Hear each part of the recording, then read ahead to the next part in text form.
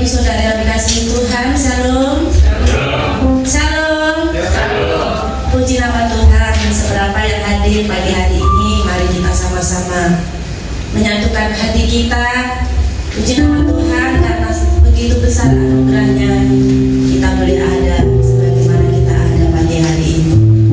Mari Bapak Ibu, kerinduan kita untuk sama-sama ada di sini.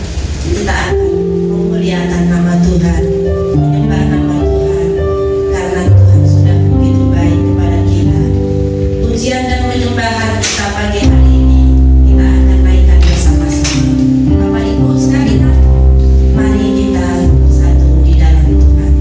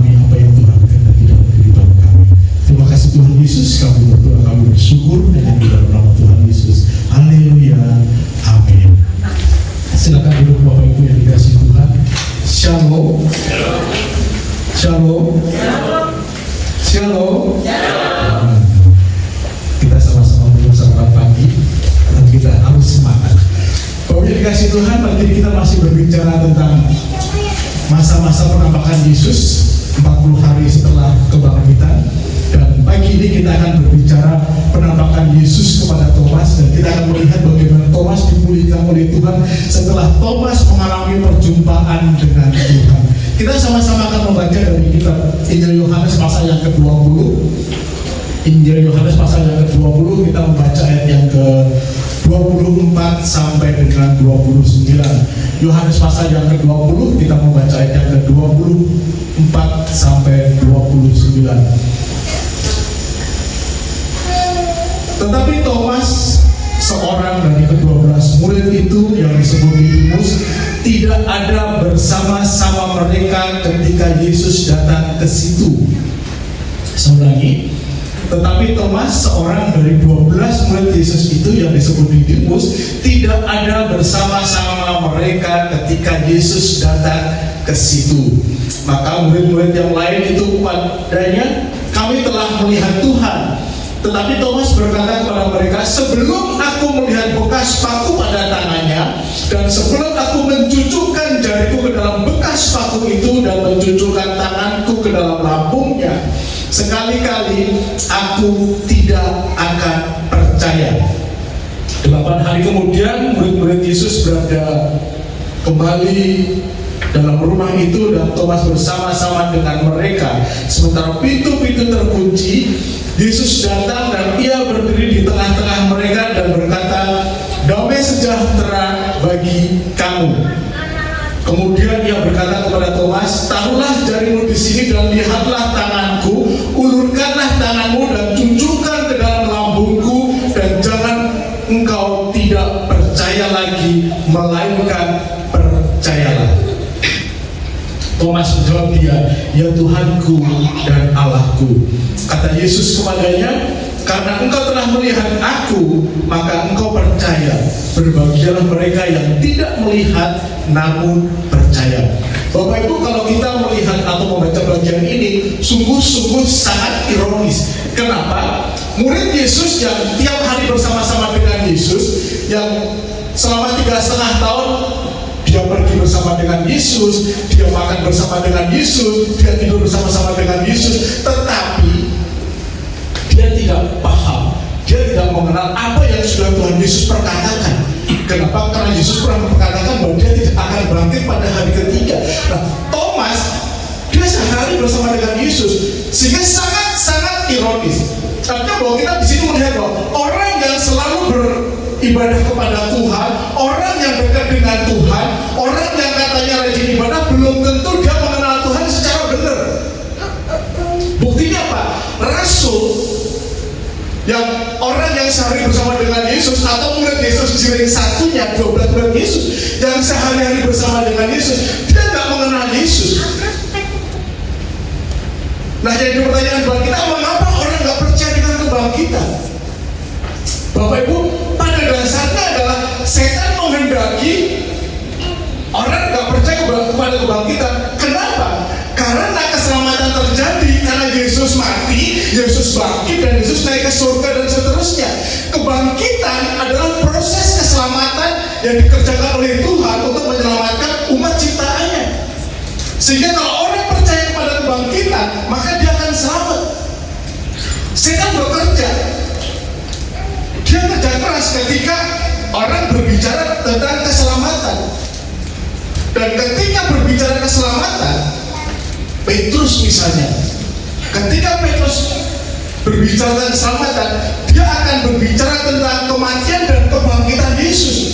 Kita sudah mati dan dibangkitkan bersama-sama dengan Yesus, sehingga kematian dan kebangkitan adalah penekanan dari penginjilan Paulus, penekanan dari penginjilan Petrus, penekanan dari penginjilan murid-murid Yesus. Sehingga iblis tidak menghendaki, iblis tidak suka kalau orang mau berbicarakan tentang keselamatan, orang mau berbicarakan tentang kebangkitan, orang mau berbicarakan tentang Kristus. Jadi iblis sangat bekerja keras.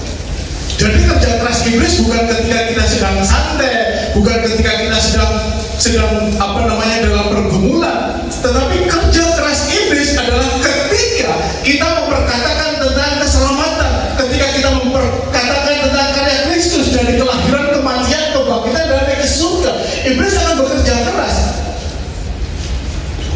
orang yang gak percaya kepada kebangkitan. Kenapa? Itu gak rasional.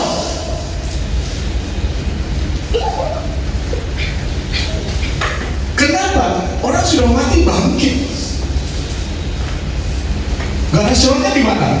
Petrus, Thomas bersama dengan Yesus, dan selama Petrus Thomas bersama-sama dengan Yesus, sudah berapa kali Thomas melihat Yesus melakukan mukjizat membangkitkan orang mati? Paling tidak 3 kali. Yang kebangetannya adalah kenapa Pak Thomas ini sampai dengan rasionya nggak percaya kepada kebangkitan, nggak masuk akal. Nah, orang banyak berpikir dengan rasionya. Semakin banyak orang pinter, mereka berpikir dengan otaknya, sehingga dia mengabaikan yang namanya firman Tuhan.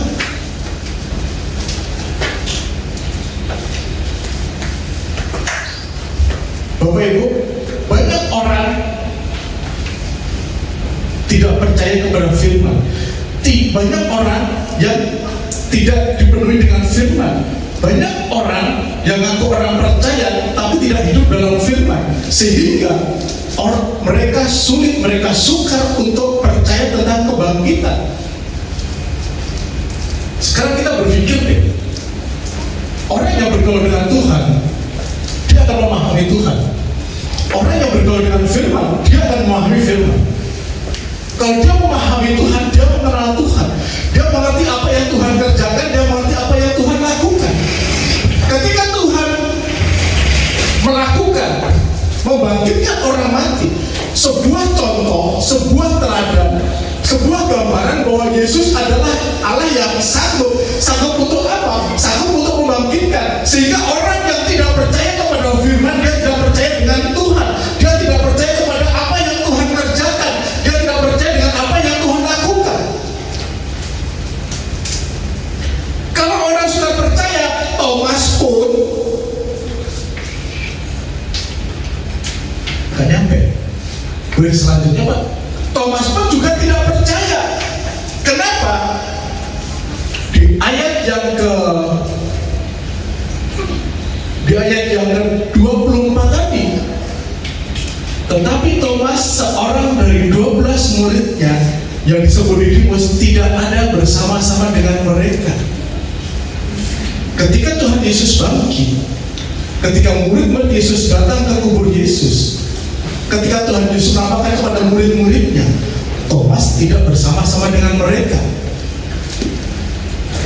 Jadi Bapak Ibu, yang pertama, kalau kita tidak hidup di dalam persekutuan, maka kita tidak akan melihat Tuhan.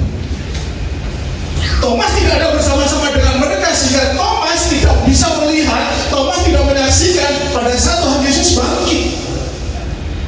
Ketika dia tidak melihat Tuhan, dampaknya apa? Sekali-sekali kalau aku tidak mencucukkan jariku kepada luka paku di tangannya, atau mencucukkan tanganku ke lambungnya, sekali-sekali aku nggak akan percaya. Orang yang tidak hidup dalam persekutuan, dia tidak melihat Tuhan, tidak ada perjumpaan dengan Tuhan. Dampaknya apa? Dampaknya dia tidak percaya.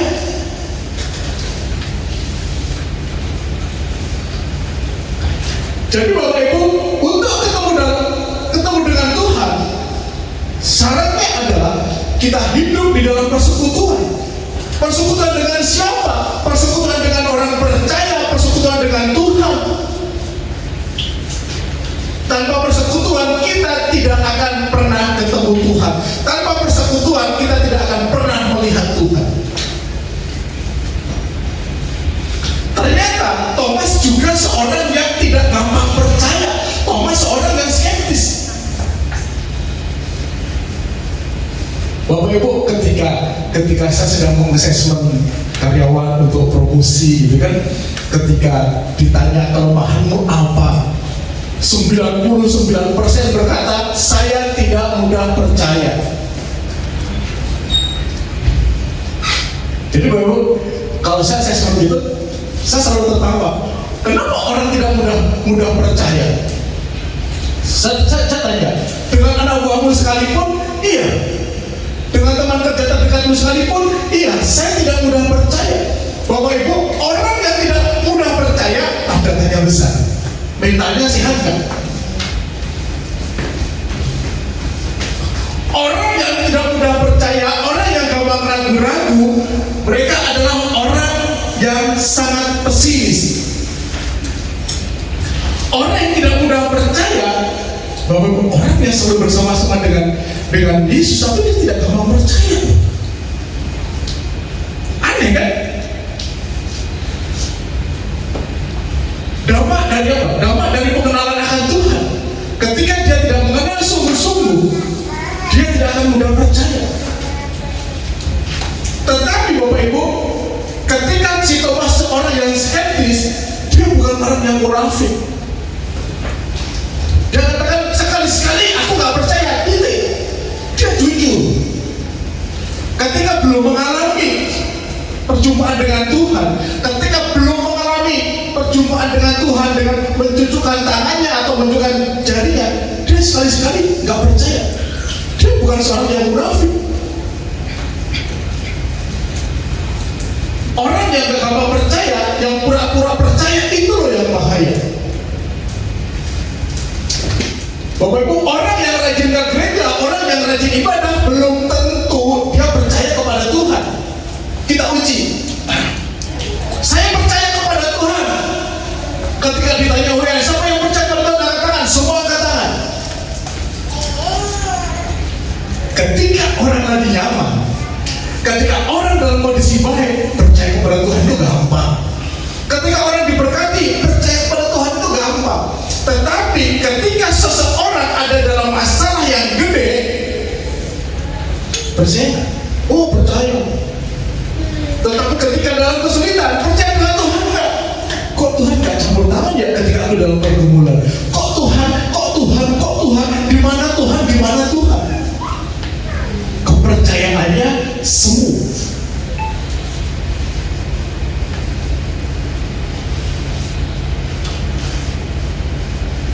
Jadi Bapak Ibu, Thomas ketika dia tidak percaya kepada Tuhan, dia ngomong kepadanya, gue gak percaya.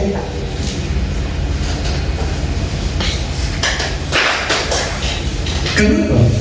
Orang yang skeptis adalah orang yang selalu berpikir dari sudut pandang yang negatif.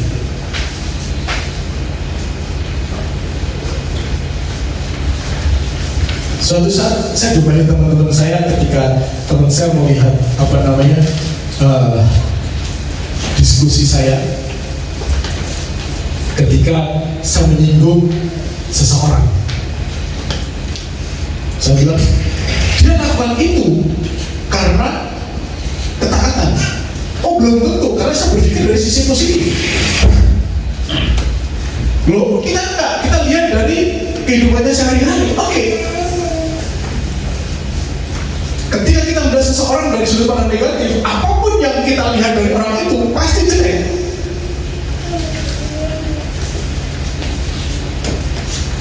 Orang yang berpikir negatif dipastikan segala sesuatunya dimulai dengan pokoknya dia jelek, titik. Pokoknya dia gak benar, titik. Dan orang yang skeptis adalah orang yang berbahaya. Yang dimauin Tuhan adalah kita percaya tanpa embel-embel, percaya titik. Nah, ketika Thomas gak percaya kepada Tuhan, lalu apa yang dikerjakan oleh Tuhan? Lalu apa yang dilakukan oleh Tuhan kepada Thomas? Kita melihat di bagian ini, Tuhan memberi waktu 8 hari. 8 hari kemudian, ketika murid-murid Yesus kembali ke rumah itu, artinya bahwa ada 8 hari waktu untuk Thomas, untuk dia kembali merenungkan, benar gak sih yang dibilang teman-temanku Yesus sudah bangkit? Yesus menunggu waktu 8 hari untuk menunggu Petrus lagi, Thomas untuk bertobat, untuk percaya kepada Tuhan.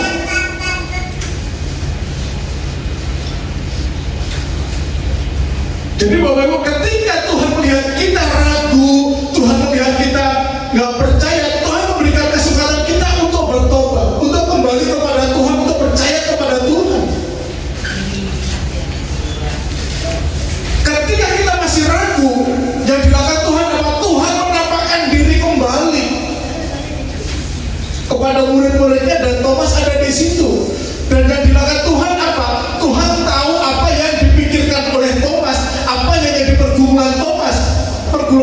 apa? Dia nggak percaya sebelum mencucukkan jarinya kepada luka tangannya dan mencucukkan tangannya ke dalam luka lambungnya.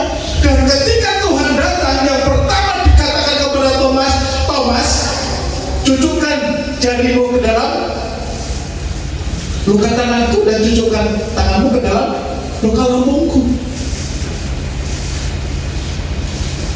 Dan disitulah terjadi sebuah pemulihan. Pemulihannya apa? Thomas kembali percaya kepada Tuhan. Bapak Ibu, perjumpaan dengan Tuhan membawa kita ke dalam pemulihan. Pemulihan rohani kita, pemulihan moral kita, pemulihan mental kita, pemulihan apapun yang ada dalam hidup kita. Ketika Thomas tidak berjumpa dengan Tuhan, ketika Thomas tidak melihat Tuhan, yang terjadi adalah sebuah kehampaan. Kalau kita melihat ke belakang beberapa waktu yang lalu, ketika murid-murid Yesus sedang menjalanikan, sepanjang malam dia kerja keras, dia tidak dapat apa-apa. Tapi ketika bertemu dengan Tuhan, tebarkan jalamu di sebelah kananmu. Siang hari, waktu yang tidak logis untuk mencari ikan, Tuhan perintahkan. Dan yang didapatkan adalah banyak ikan besar. Kita melihat bahwa ketika kita hidup nggak ada Tuhan, yang terjadi adalah sebuah kesia-siaan. Kita kerja keras sepanjang hari, kita nggak dapat apa-apa. Kita lakukan banyak hal, kita pasti gagal. Tetapi ketika kita hidup bersama dengan Tuhan, ada Tuhan dalam hidup kita, apapun yang kita kerjakan, asal kita taat, asal kita nurut sama Tuhan, hal yang gak mungkin sekalipun, ketika Tuhan perintahkan dan kita taat, kita berhasil. Faktanya apa?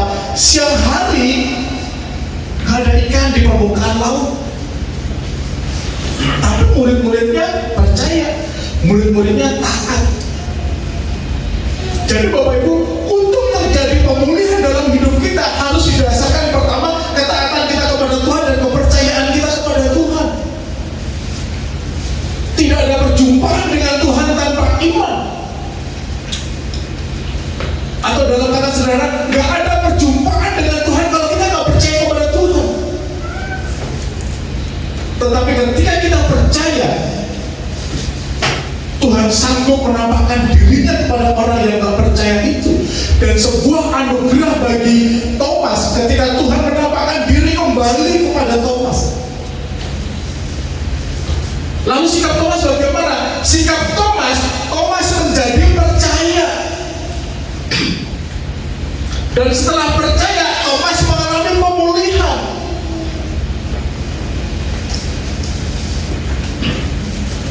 Jadi Bapak Ibu, kita nggak tahu kualitas hidup kita seperti apa. Saya nggak tahu masalah Bapak Ibu seperti apa, pergumulan seperti apa.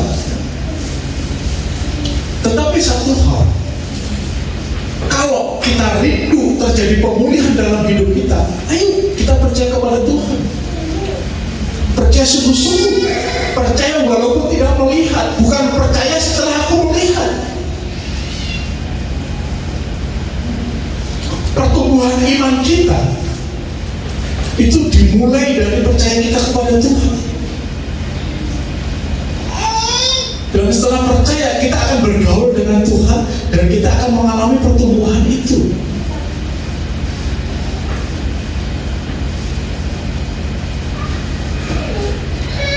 Pemulihan terjadi kepada Thomas setelah Thomas mengalami perjumpaan pribadi dengan Tuhan. Bapak Ibu, sering terjadi perdebatan. Thomas mencucukkan tangannya nggak sih? Dia lakukan nggak sih? Oh, ada yang bilang mencucukkan, ada yang bilang nggak. Bapak Ibu, itu nggak penting. Yang penting adalah yang kita temukan di sini.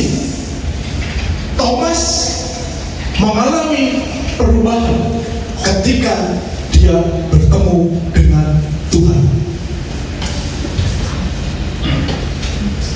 Sepanjang Alkitab nggak tulis otomatis nggak usah diperdebatkan. Tetapi yang pasti adalah Alkitab adalah buku di mana buku itu menjadi dasar pertumbuhan iman kita. Dan buku itu adalah firman Tuhan. Titik. Jadi ketika kita percaya Alkitab adalah firman Tuhan, disitulah fondasi kita untuk mempertumbuhkan iman kita dalam pertumbuhan yang benar. Karena iman akan bertumbuh didasarkan kepada firman Tuhan. Ketika kita bergaul dengan firman, kita percaya, maka kita akan mengalami pemulihan. Lalu pelajaran apa yang kita temukan di sini? Yang pertama, kita harus percaya bahwa Yesus adalah Allah yang benar-benar bangkit. Karena adalah inti dari kekristenan, itu dari keselamatan, itu adalah Yesus. Allah sudah lahir, Allah sudah mati, dan Allah sudah bangkit pada hari ketiga, dan Dia naik ke surga, dan Dia mengirimkan Roh Kudusnya untuk kita sebagai Roh penolong yang selalu menyertai. Sehingga ketika kita percaya, kita harus percaya bahwa Yesus benar-benar bangkit.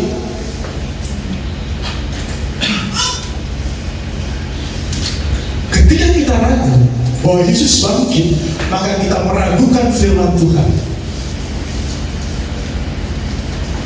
Apalagi kita nggak percaya Yesus benar-benar bangkit, berarti kita nggak percaya kepada firman Tuhan.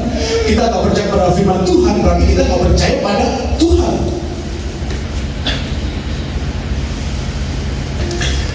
Kita harus mempercayai, kita harus percaya bahwa Yesus adalah Allah, Yesus adalah Allah yang sudah benar-benar mati, Yesus sudah bangkit, dan Yesus adalah Allah yang naik ke surga untuk menyediakan tempat bagi kita.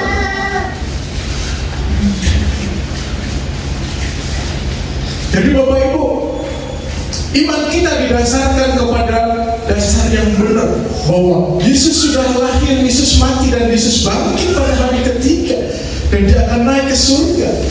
Jadi kita harus percaya, kita harus mengakui, dan memang bahwa Yesus adalah Allah, Yesus yang sudah mati, dan Yesus yang sudah bangkit, dan Allah yang membangunkan Dia dari tidurnya, Allah yang membangkitkan Dia.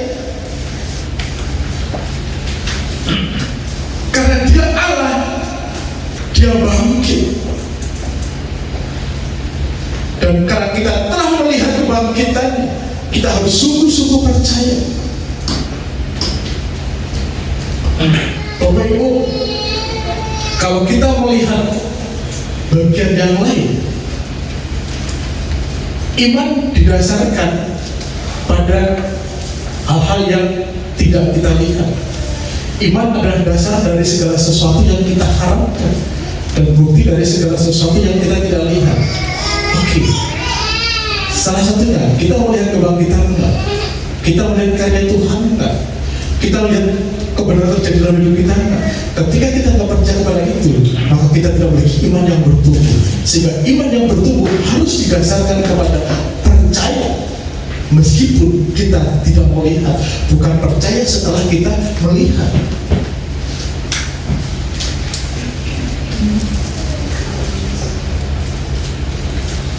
Jadi Bapak Ibu, kalau kita percaya kepada Tuhan, tunggu waktunya. Pemulihan demi pemulihan, kemenangan demi kemenangan akan terjadi dalam kehidupan kita. Kenapa? Seperti lagu tadi dikatakan, Yesus menjadi andalan hidup kita. Pertanyaan kita adalah, benarkah itu? Sungguhkah itu Yesus sudah menjadi andalan dalam hidup kita? Oh, Yesus Tuhan yang jadi andalanku, hanya kepadamu aku percaya. Benar enggak? Beberapa waktu yang lalu saya punya teman dia melayani Tuhan. Sebelum melayani Tuhan, dia hidupnya bahagia, hidupnya senang, hidupnya diberkati. Tetapi ketika dia masuk ke dalam pelayanan, satu-satu anaknya menjadi anak bandel, anaknya jadi anak jalanan, anaknya dibawa pergi oleh anak pang, gitu. Dia kecewa dengan Tuhan. Dia sudah tinggalkan Tuhan. Masih, Bapak Ibu, kalau kita menjadikan Tuhan sebagai andalan kita, karena kita beriman kepada Tuhan, percaya kepada Yesus, jangan pernah berpikir masalah akan hilang. Justru dengan percaya kepada Yesus, masalah kita akan semakin besar. Kenapa? Kembali kepada semua. Pada dasarnya, iblis, setan tidak menghendaki kita dekat dengan Tuhan. Sehingga semakin dekat dengan Tuhan, si iblis ini semakin bekerja keras untuk merebut kita, sehingga masalahnya semakin gede, semakin banyak, dan semakin banyak, semakin banyak. Tetapi melalui masalah itu akan membentuk kita menjadi pribadi-pribadi yang memiliki kualitas maksimal.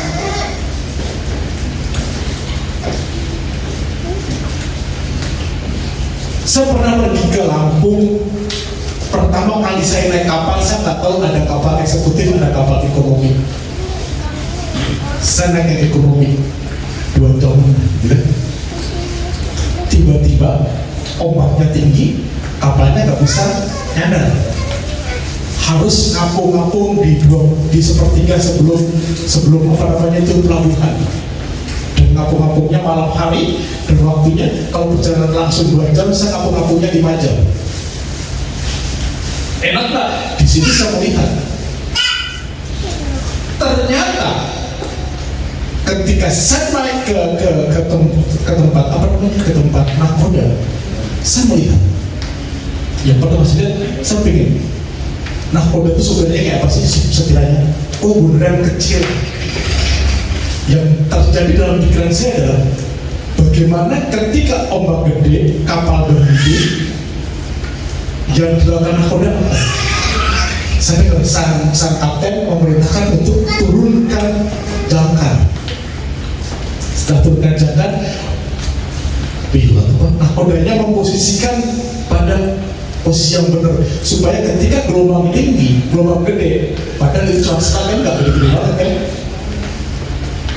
hempasannya nggak melempar kapalnya.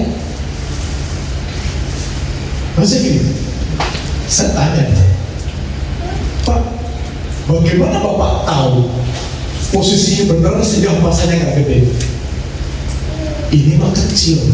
Ketika saya melintasi samudra, saya harus berani tantang ombak gede supaya saya bisa mengendalikan hal-hal yang kecil. Maksudnya gini, ketika kita punya masalah gede, kalau kita percaya kepada Tuhan, kita akan lempar jangkar. Jangkarnya kemana? Jangkarnya kepada firman. Kenapa? Karena kita hidup, kita bertumbuh harus didasarkan kepada sesuatu yang benar. Dan kebenaran absolut adalah firman Tuhan. Sehingga ketika kita lempar jangkar, harus pada posisi yang benar. Lemparnya kemana? Ke firman Tuhan. Terus bagaimana kita memposisikan hidup kita supaya kita tidak terhempas oleh masalah? Saya katakan tadi, semakin gede masalah kita, semakin banyak masalah kita membentuk kita menjadi pribadi yang berkualitas. Kemana kita akan melangkah, kemana kita akan pergi, kemana kita akan mengarahkan hidup kita kalau masalah datang. Thomas di tengah-tengah ketidakpercayaannya, masalahnya apa? Masalahnya dia bimbang, masalahnya dia ragu. Tetapi Tuhan yang membawa dia kembali.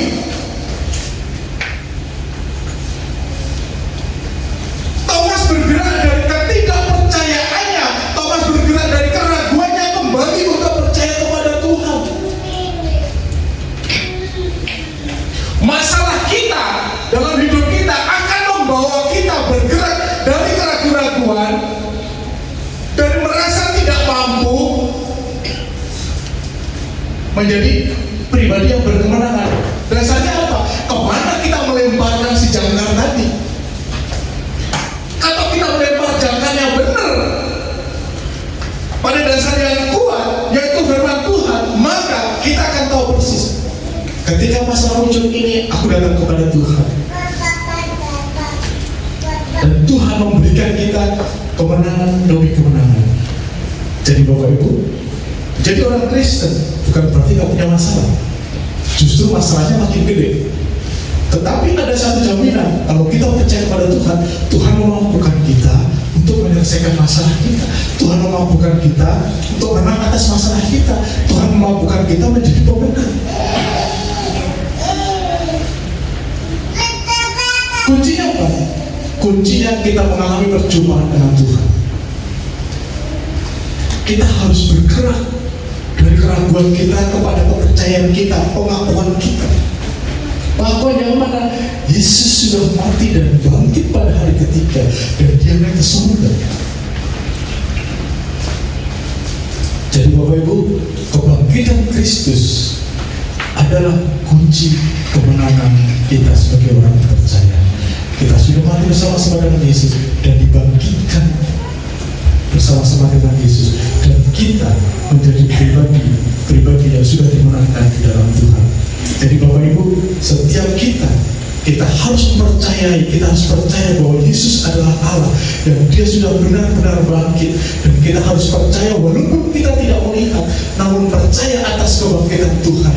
Dan kita harus bergerak dari keraguan kita, dari ketidakpercayaan kita, menjadi pribadi-pribadi yang memiliki pengakuan dan percaya kepada Tuhan, dan memiliki iman yang bertumbuh kepada Tuhan. Majelis Tuhan Yesus sudah memberkati kita sekali. Mari kita tundukkan kepala kita berdoa.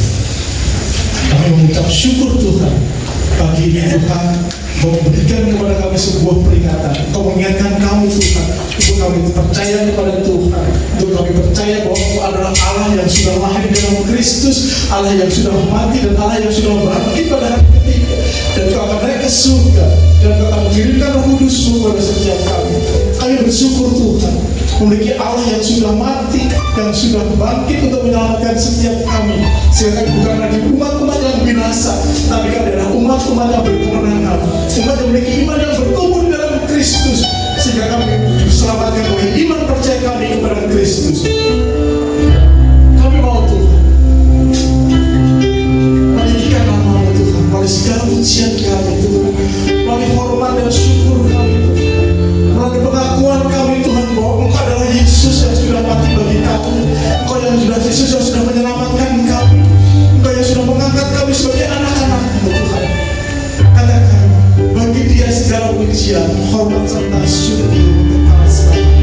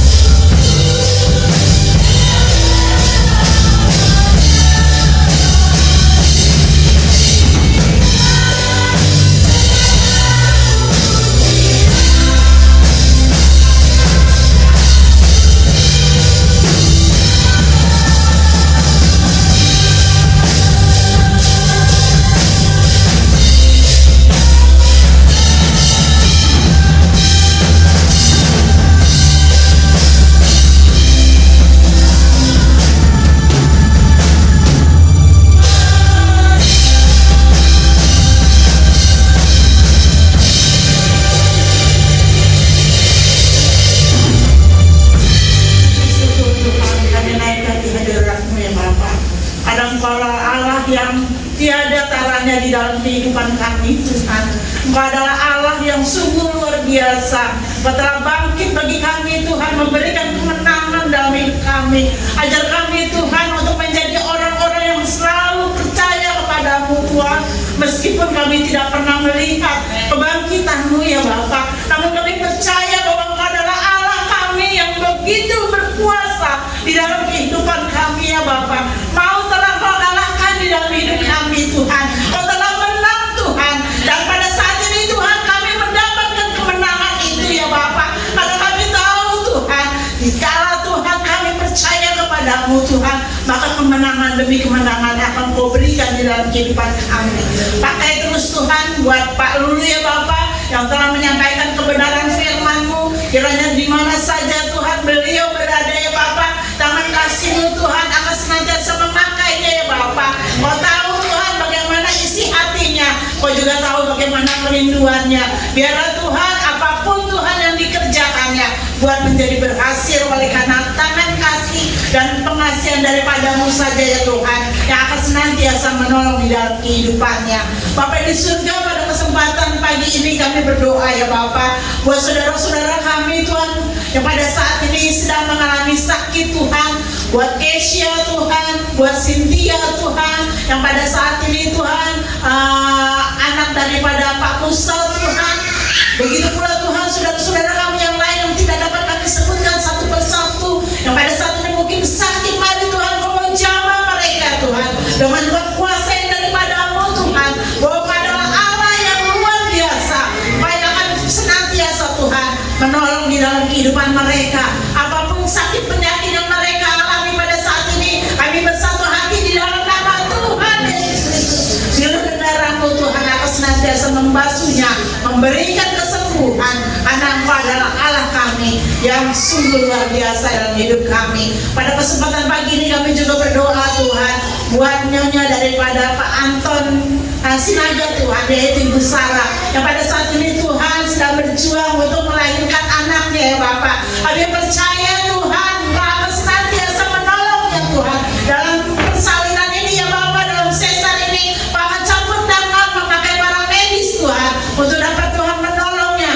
dan Tuhan Ibu Sarah dan bayinya dapat Tuhan mengalami satu mukjizat yang daripada-Mu ya Bapa, dan dapat melahirkan dengan baik Tuhan, bayi dan ibunya sehat. Itu semua oleh karena berkat kasih dan kemurahan yang Tuhan sudah berikan di dalam kehidupannya.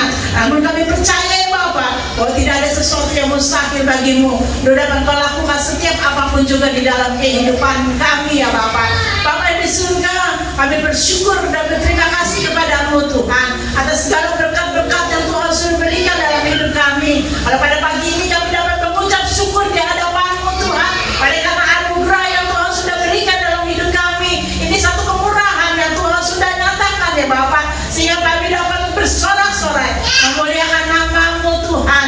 Pimpin dalam kehidupan kami Tuhan, untuk hari demi hari dapat kami lakukan di dalam kehidupan kami ya Bapak, sehingga apapun Tuhan yang kami kerjakan dalam seminggu ini, tangan kasih-Mu tidak akan pernah lepas di dalam kehidupan kami. Akan memakai Bapak Gembala kami yang pada saat ini tidak bersama-sama dengan kami karena sedang bertugas Tuhan untuk pelayanan di gereja tempat beliau diundang pada saat ini. Pakai Tuhan Bapak Gembala kami ya Bapak dan Ibu untuk menjadi saluran berkat, dan nama Tuhan saja yang akan senantiasa dipermuliakan. Lalu sebentar kami akan memberikan persembahan Tuhan, mengucap syukur kepada-Mu ya Bapak. Biar Tuhan apa yang dapat kami berikan Tuhan, inilah Tuhan yang dapat kami nyatakan di hadapan-Mu sebagai ucapan syukur kami, karena Engkau sudah Tuhan memberkati di dalam kehidupan kami. Berkati tangan-tangan yang memberi maupun Tuhan yang belum sempat memberi. Mari Tuhan Kau menolong supaya kami dapat Tuhan mengembalikan apa yang menjadi milik-Mu Tuhan di dalam kehidupan kami, karena Engkau sudah lebih banyak lagi Tuhan memberkati dalam kehidupan kami, sehingga kami Tuhan dapat mengucap syukur atas segala sesuatu yang Engkau berikan dalam hidup kami. Terima kasih Bapa di surga. Lalu sebentar kami akan kembali ke rumah kami masing-masing. Mari Tuhan Kau tolong dalam kehidupan kami, menghentar dalam hidup kami Tuhan, supaya kami dapat pulang dengan penuh sorak-sorai. Kami pulang dengan Tuhan Yesus kemenangan yang daripada-Mu. Kami pulang dengan penuh Tuhan sukacita, karena Engkau Engkau ada bersama-sama dengan kami. Terima kasih Bapa di surga, terima kasih. Kami akan menutup ibadah kami pada pagi hari ini hanya di dalam nama Tuhan Yesus Kristus. Kita menyiapkan hati kita untuk kita mendapatkan berkat. Saudara yang kasih oleh Tuhan, marilah kita pulang dengan membawa berkat dari Allah Bapa, Allah Anak dan Roh Kudus. Kiranya akan senantiasa menyertai di dalam kehidupan kita, mulai sekarang sampai selama-lamanya, sampai Dia datang yang kedua kali. Haleluya. Amin.